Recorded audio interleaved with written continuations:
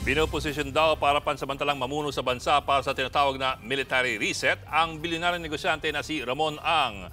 Ang sagot ni Ang sa report na ito ni Bril Montalvo. Ito ang bilyonaryong negosyanteng si Ramon Ang, presidente at chairman ng San Miguel Corporation. Siya raw ang napipisil na mamuno muna ng bansa hanggang sa susunod na eleksyon. Base sa article na inilabas ng politico.com.ph, usap-usapan daw sa grupo ng nagbi-business ang posibilidad na maging consensus caretaker si Ang. Sa gitna iyan ng tumitinding problema ng bansa sa korupsyon.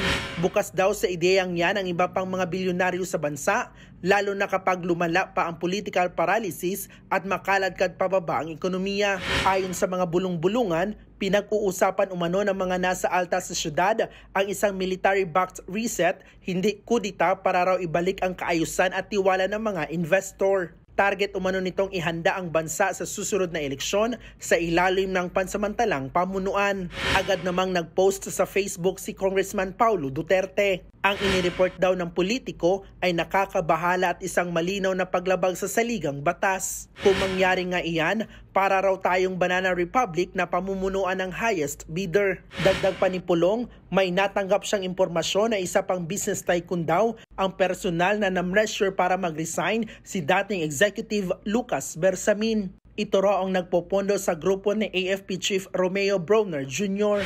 Kung totoo raw ang mga impormasyong ito, sabi ni Pulong, iniimpluwensyahan at minamanipula ng mga makapangyarihang negosyante ang ating gobyerno.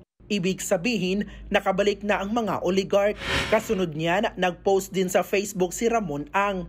Diretsahan niyang sinabing hindi siya papasok sa politika.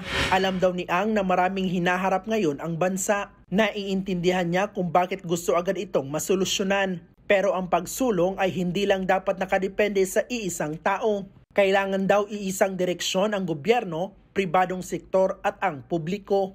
Samantala, nagbabala naman ang Malacanang kung totoo raw ng dayuhang pondo ang nasa likod ng umano'y planong destabilisasyon laban sa Marcos administration. May katotohanan at makikita po sa kanilang pag-iimbestiga na foreign funded itong kanilang isinasagawang rally, masasabi po natin ito'y pagtataksil sa bayan. Ayon kay Palace Press Officer Claire Castro, iniimbestigahan na ng AFP at PNP ang issue at hindi raw katanggap-tanggap na pinapakialaman ng ibang bansa ang politika ng Pilipinas. Politika natin ay mukhang pinanghihimasukan na ng ibang bansa.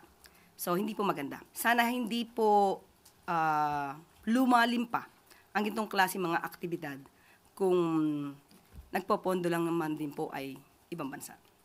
Wala pang pahayag ang Armed Forces of the Philippines kaugnay ng umano'y military-backed reset. Nagbabalita mula sa frontline, Bril Montalvo, News 5. Mga kapatid, Ed Lingaw po, maging maalam at may pakialam sa mga napapanahong balita sa ating bansa.